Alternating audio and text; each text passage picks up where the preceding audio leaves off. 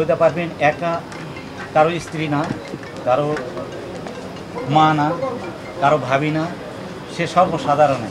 এখন মায়ের কবর তাকে দাফন করা সিদ্ধান্ত আমরা নিয়েছি। আমাদের ইচ্ছা ছিল বুদ্ধিজীবী গোরস্থানে, সরকারও সেইভাবে চাচ্ছিল। এখন যে কোনোভাবে আমরা সবাই সিদ্ধান্ত নিয়েছি যে যেহেতু তিনি লালনের গান করতেন, লালন ফকির কুষ্টিয়াতে পড়িয়াছেন, সুতরাং আমরা ওই অর্থে আমরা সেখানেই নিয়েছি। কেন ছেলেমেয়েরা সব এখানে থাকে, আমিও এখানে থাকি। আমরা কতদিন পরে পরে যেতে পারবো জানি না, কিন্তু সারা পৃথিবীর মানুষ লালন ফকিরের আখড়াতে আসে, তখন অন্তত একবার বলবে যে আমরা ফরিদা পারভিনের মাজারটা